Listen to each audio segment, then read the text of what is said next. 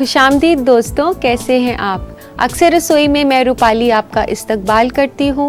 दोस्तों, हर रोज़ मुझे इंतज़ार रहता है कि कब दोपहर हो और मैं आपसे रूबरू हूँ, क्योंकि मैं ना सिर्फ आपको नई नई रेसिपीज़ बनाना सिखाती हूँ बल्कि आपसे करती हूँ कुछ चटपटी बातें भी। तो आइए बनाते हैं शाही काजू आलू।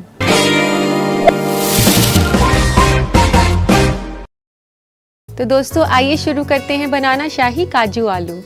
इसके लिए एक कढ़ाई में आप आलू फ्राई करने के लिए तेल गरम करें।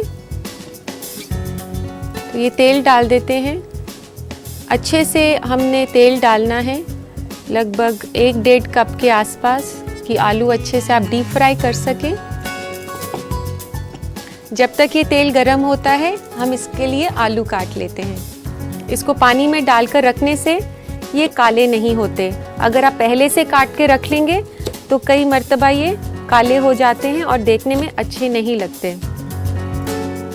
तो इसको ज़्यादा छोटे पीसेस में ना काटें, थोड़ा बड़ा बड़ा काटें। इसको एक बोल में डाल देते हैं।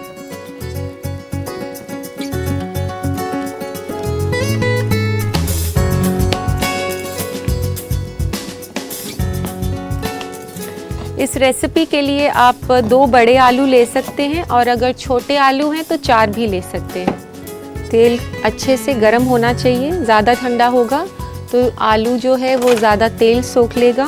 तो दोस्तों, तेल गर्म हो चुका है। आइए अब हम आलू फ्राई करना शुरू करते हैं। तो सबसे पहले एक आलू डालकर देखते हैं कि तेल कितना गर्म हुआ है। ये अच्छे से हो गया है गरम। तो इसमें आप और आलू भी डाल सकते हैं, लेकिन जैसा कि मैं हर एपिसोड में आपको बताती हूँ कि एक बारी में बहुत ज़्यादा आप ना फ्राई करें, क्योंकि ज़्यादा तेल सोख लेती हैं जो भी चीज़ें आप फ्राई करते हैं। तो छोटे छोटे बैचेस में उसको फ्राई करें, पेशेंस के साथ, जल्दबाजी ना करें।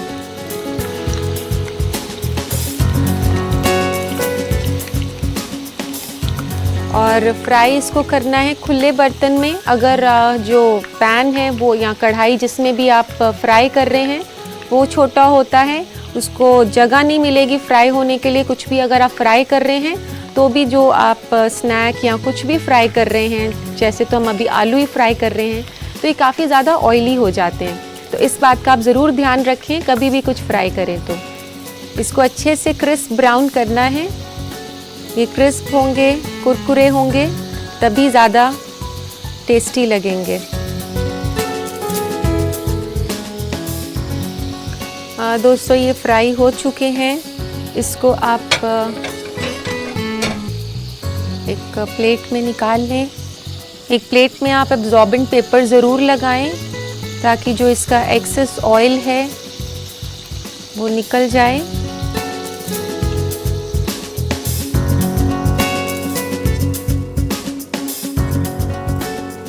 तो अब बारी है दोस्तों इसका मसाला बनाने की। तो इसको पीछे रख देते हैं और मसाला तैयार करते हैं।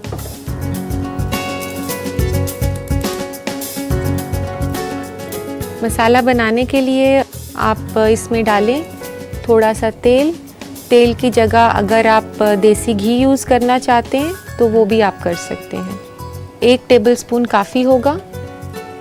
तेल डालने के बाद अब आप इसमें डालें जीरा, 1/4 चम्मच जीरा।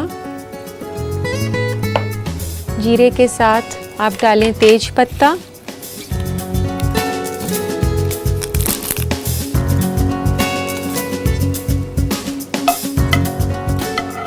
ये जीरा हो चुका है।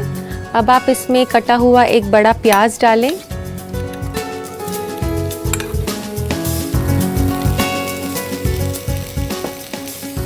दोस्तों, ये एक मुगलई रेसिपी है और मुगलई रेसिपी में मसालों का काफ़ी अहम किरदार रहता है। तो जो फ्लेवर है वो इसमें हम दे रहे हैं जीरे और तेज पत्ते का। और इसमें डलेंगे काजू। जैसे ये ब्राउन थोड़ा सा ही होना शुरू होगा तो आप इसके बाद इसको ना कुक करें।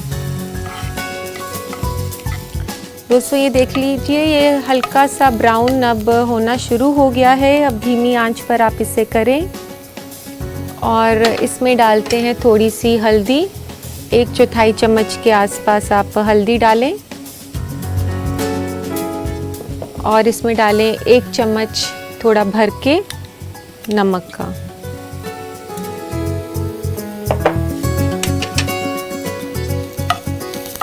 और हल्दी जले नहीं, इसके लिए आप इसमें थोड़ा सा पानी डालें, 1 टेबलस्पून के आसपास।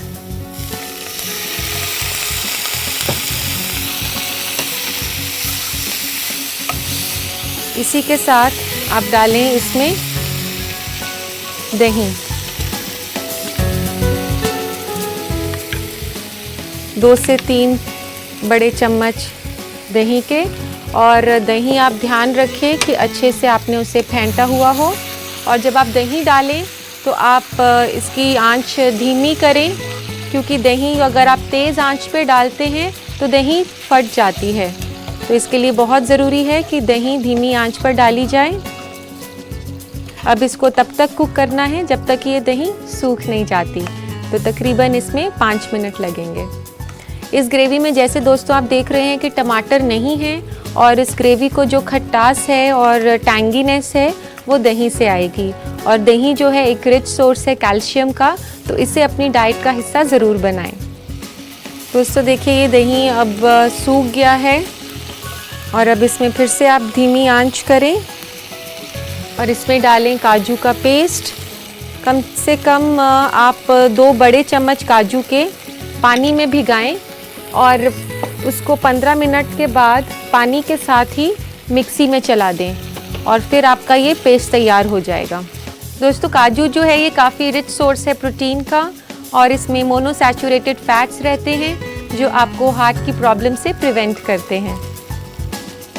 इसे आप तब तक कुक करें तब तक कि काजू का जो अपना फैट है वो ऊपर ना आ जाए। अब ये काजू जो हैं ये कुक हो चुके हैं। ये देखिए, इसका तेल जो है ये ऊपर आ गया है। अब इसमें आप डालें पानी, जितना कि आपको ग्रेवी चाहिए, धीरे धीरे करके डालें।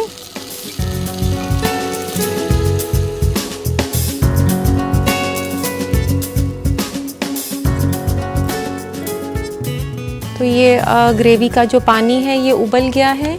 अब इसमें हम फ्राइड आलू डालेंगे जो हमने फ्राई करे थे, और आलू डालने के बाद भी आप इसको और 5 मिनट तक कुक करें ताकि आलू जो है ग्रेवी का फ्लेवर ले लें।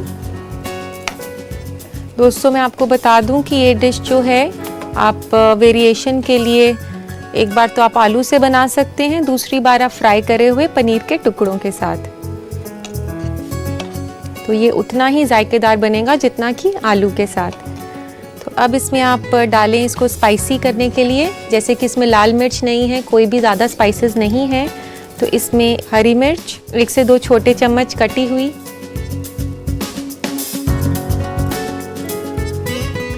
और फ्लेवर के लिए इसमें डालें आप थोड़ा सा धनिया 1 से 2 छोटे चम्मच,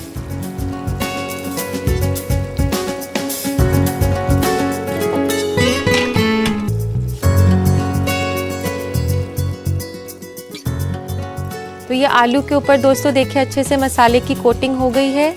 और अब डालते हैं थोड़ा सा गरम मसाला फ्लेवर के लिए।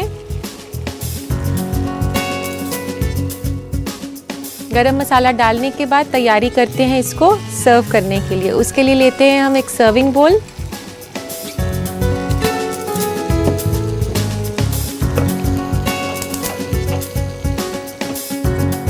इसको डालते हैं सर्विंग बोल में।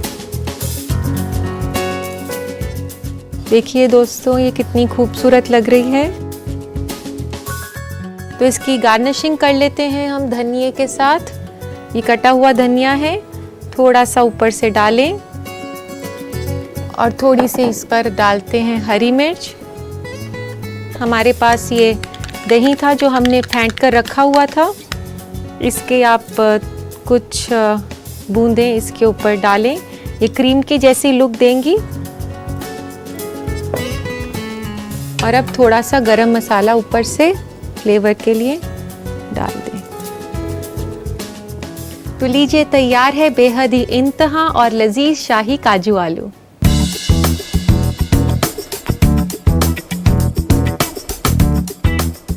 यकीनन ये आपको रेसिपी पसंद आई होगी। जाइए इसे अपनी किचन में ज़रूर ट्राई कीजिए और अब देखते हैं इसका रिकैप।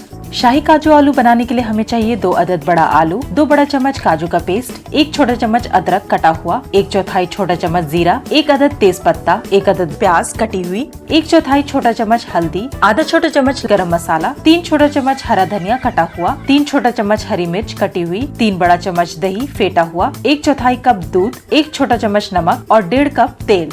सबसे पहले कढ़ाई में तेल गरम करें। तेल गरम होने पर कटे हुए आलू डालकर तलें और एक प्लेट में निकाल लें। एक और पैन लें, उसमें फिर से तेल गरम करें और जीरा, तेज पत्ता, कटी हुई प्याज, हल्दी, नमक, थोड़ा सा पानी और दही डालकर अच्छी तरह चला लें। फिर पिसा हुआ काजू और पानी अपनी ग्रेवी के हिसाब से डालकर उबाल लें। उबाल आने पर मिलाएं तला हुआ आलू और थोड़ी देर चला लें। फिर इसमें कटी हुई हरी मिर्च, हरा धनिया और गरम मसाला डालकर मिलाएं। इसे निकालें एक बर्तन में।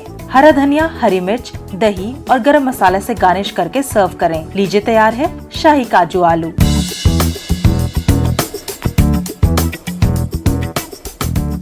तो उम्मीद है दोस्तों आपने इसे बनाने का तरीका ज़रूर लिख लिया होगा। तो जाइए इसे अपने बावर्ची खाने में ट्राई कीजिए और बताइए कैसी थी इसकी लज्जत। अब वक्त हो गया है एक ब्रेक का। ब्रेक के बाद देखेंगे फूड ट्रेंड्स।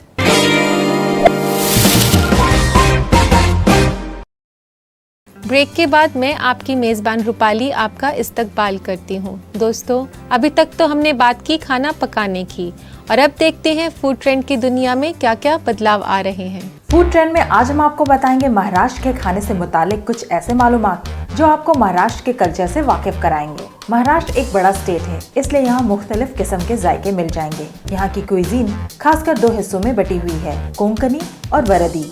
और ये दोनों ही क्विजीन एक दूसरे से मुख्तलिफ है, लेकिन हाँ, दोनों में आपको मिलेगा सी फूड और नारियल काफी ज्यादा मिकदार में। कद्दूकस किया हुआ नारियल यहाँ के कई पकवान में बतौर मसाला इस्तेमाल होता है, लेकिन नारियल तेल का खाना पकाने में ज्यादा इस्तेमाल नहीं होता। महाराष्ट्र का बेहद मशहूर सी फूड है बोम्बिल या बॉम्बे डक। तकरीबन सभी नॉनवेज और वेज पकवान यहाँ उबला चावल या भाकरी के साथ परोसा जाता है। बैंगन इस इलाके का सबसे मशहूर सब्जी है। भरली वांगी, जो कि नारियल से भरा छोटा बैंगन होता है, यहाँ का एक मशहूर पकवान है। पूरन पोली, जो कि गुड़, बेसन और श्रीखंड से भरी रोटी होती है, और दही से बना श्रीखंड यहाँ का मशहूर डेजर्ट यानी कि मीठा है। नॉन वेजिटेरियन पकवानों में कोल्हापुरी चिकन और मटन के डिशेस और वारधी चिकन डिशेस पूरे महाराष्ट्र में पॉपुलर है। महाराष्ट्र के क्विजीन में स्नैक्स और साइड डिशेस बहुत मिल जाएंगे, जैसे कि चिवड़ा, पोहा, मिसल पाव, साबूदाना खिचड़ी वगैरह। बाकी इंडियन क्विजीन की तरह यहाँ पकौड़े भी काफी बनते हैं, जिनमें मशहूर है कांदा भाजी, बटाटा भाजी, मिर्ची भाजी, आलू वड़ी और साबूदाना वड़ा। दोस्तों, हमारी पुरजोर कोशिश रहती है कि हम आपको फूड ट्रेंड्स के बारे में बताते रहें ताकि आप अपने आप को अपडेटेड रख सकें। अब वक्त है आपके खतों को पढ़ने का, तो लेते हैं आज का पहला खत। हमीद अलीगढ़ से पूछते हैं कि जब भी वे चावल बनाते हैं तो चावल आपस में चिपक जाते हैं, तो कोई हल बताइए। हमीद, आप इसके लिए ज़्यादा परेशान मत होएं। मैं इसके लिए आपको बता दूं कि जब भी आप चावल बनाएं तो आप उसे 10 मिनट के लिए पानी में भिगा लें और जब आप उसे बनाने लगें तो उसमें 1 चम्मच तेल ज़रूर डालें, तो इससे वे कभी नहीं चिपकेंगे। तो लेते हैं हम आज का दूसरा खत। दूसरा खत है शाहिदा का आजमगढ़ से। वह लिखती हैं कि जब मैं सब्ज़ी बनाती हूँ तो उसका हरापन कम हो जाता है। कोई तरीका बताएं जिससे कि सब्ज़ी का हरापन कायम रहे। शाहिदा, आपने बहुत ही उम्दा सवाल पूछा है। मैं आपको बताऊं कि जब भी आप कोई ग्रीन सब्ज़ी बनाएं तो आप उसे काटने के बाद ठंडे पानी में भिगा कर रखें, और जब आप उसे बना रही हों तो उसमें 1 चुटकी चीनी ज़रूर डालें। इससे बहुत फ़र्क पड़ेगा और सब्ज़ी की ग्रीननेस कायम रहेगी। तो उम्मीद है दोस्तों आपको अपने सवालों के जवाब मिल गए होंगे और अब वक्त हो चला है एक छोटे से वक्फे का।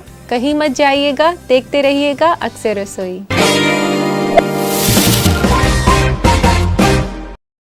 दोस्तों, मालूम नहीं ये ब्रेक बीच में कहाँ से आ जाता है, लेकिन ये तो हमारे प्रोग्राम का दस्तूर है जिसे हमें निभाना है। चलिए, अब तो हम ब्रेक के बाद वापस आ गए हैं और वक्त ज़ाया ना करें। जैसे कि आपको पता है दोस्तों, मेन डिश के बाद मैं आपको सिखाती हूँ कुछ हल्का फुल्का बनाना। तो चलिए शुरू करते हैं दही शोरबा।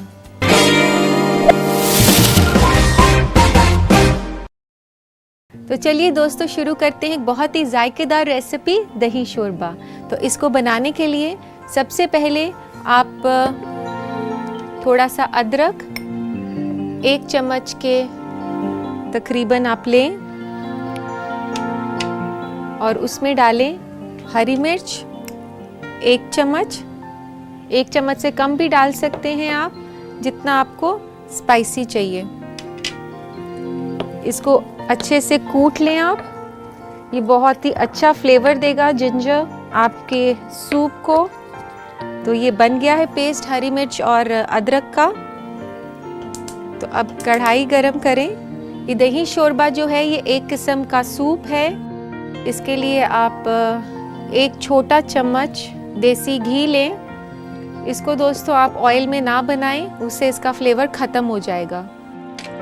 अब आप इसमें डालें जीरा, 1/4 चम्मच जीरा। जीरे को थोड़ा सा स्प्लैटर होने दें।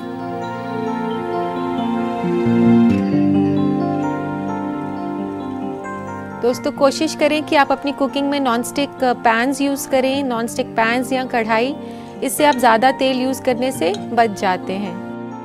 अब हम इसमें डालते हैं गाजर। ये मैंने गाजर बारीक काटी हुई है। आप 2 बड़े चम्मच गाजर के लें, बारीक कटी हुई गाजर के।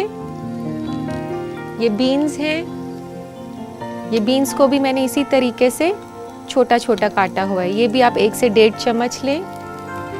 और अब इसमें डालते हैं मटर। ये भी आप 1 से 2 बड़े चम्मच डाल दें।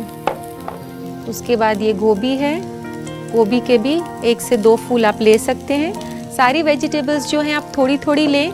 और वेजिटेबल्स जो हैं एक ही पैटर्न में कटी हुई होनी चाहिए, क्योंकि कुक हम साथ कर रहे हैं इन वेजिटेबल्स को। और एक ही पैटर्न में कटे होने से क्या होता है कि कुकिंग टाइम सेम रहता है। अगर आप गाजर बड़ी काट देंगे और मटर और बीन्स छोटा है तो गाजर पकेगी नहीं और मटर और बीन्स पक जाएंगे। सब्जियों को हल्का सा सौटे करें थोड़ा धीमी आंच पर। इसके बाद दही का घोल बनाना है हमने इसमें डालने के लिए। तो लेते हैं हम दही। ये आधा कप दही है।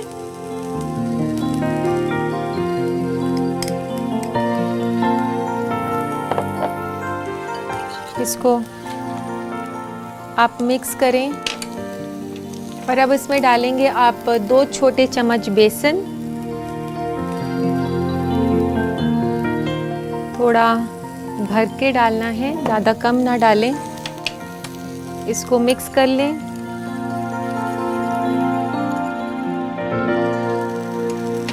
और ये पेस्ट है अदरक और मिर्ची का जो हमने सबसे पहले कूटा था, इसे भी मिक्स कर लें और अच्छे से फेंट लें। बहुत अच्छे से फेंटें, बिल्कुल भी इसमें लम्प्स नहीं होने चाहिए। इसमें डालें अब नमक 1 चम्मच।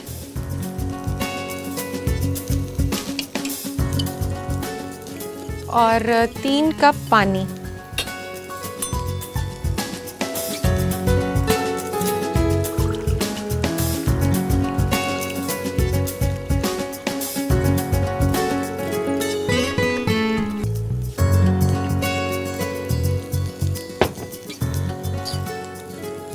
फिर ये डाला हमने दूसरा कप। और अब लेते हैं थोड़ा सा और पानी।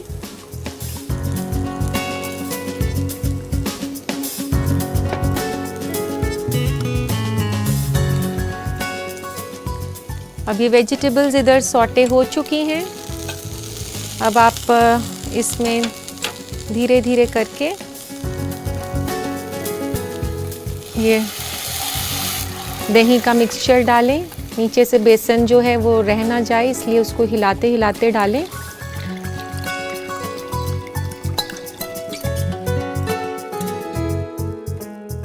इसको थोड़ा सा बॉईल होने देते हैं। ये लेगा तकरीबन 2 से 3 मिनट।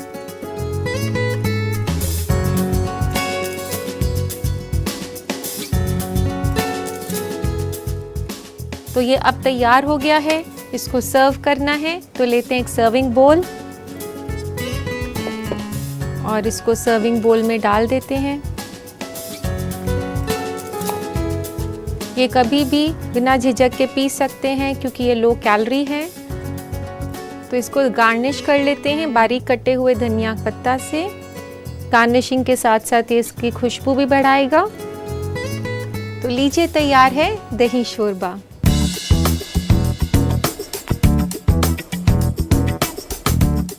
तो झटपट से इसे ट्राई कीजिए। ट्राई करने के लिए इसका तरीका दोबारा देखिए इसका रिकैप। दही शोरबा बनाने के लिए हमें चाहिए आधा कप दही, 2 छोटा चम्मच बेसन, 1 छोटा चम्मच हरी मिर्च कटी हुई, 1 छोटा चम्मच अदरक, 1 छोटा चम्मच नमक, 1 छोटा चम्मच घी, 1/4 छोटा चम्मच जीरा, 2 बड़ा चम्मच गाजर कटा हुआ दरमियानी, 1.5 बड़ा चम्मच ताज़ा बीन्स कटा हुआ, 2 फूल गोभी का कटा हुआ और 2 बड़ा चम्मच मटर छिला हुआ। सबसे पहले इमाम दस्ते में अदरक और हरी मिर्च डालकर कूट लें। एक कढ़ाई में घी गरम करें, इसमें डालें जीरा, कटा हुआ गाजर, कटा हुआ बीन्स, मटर, गोभी और इन सब को चलाएं। जब तक सब्जी पक रहा है, बर्तन में दही, बेसन, कुटा हुआ अदरक, हरी मिर्च और नमक डालकर अच्छी तरह फेंट लें। फिर बर्तन में पानी डालकर अच्छी तरह मिला लें। कढ़ाई की सब्जियों में दही का मुरक्कब डालकर 2 से 3 मिनट तक पका लें। इसे एक बर्तन में निकालें और हरा धनिया से गार्निश करके गर्मा गर्म सर्व करें। लीजिए, तैयार है दही शोरबा।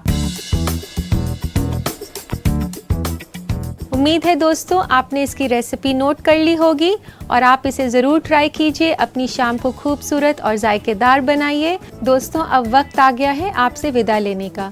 उम्मीद है आपने शाही काजू आलू और दही शोरबा की रेसिपी सीख ली होगी। आप इसे ज़रूर ट्राई कीजिए और अपनी दोस्त रूपाली को याद कीजिए। मैं मिलूंगी आपसे नए एपिसोड में नए पकवानों के साथ। तब तक के लिए अल्लाह हाफिज़।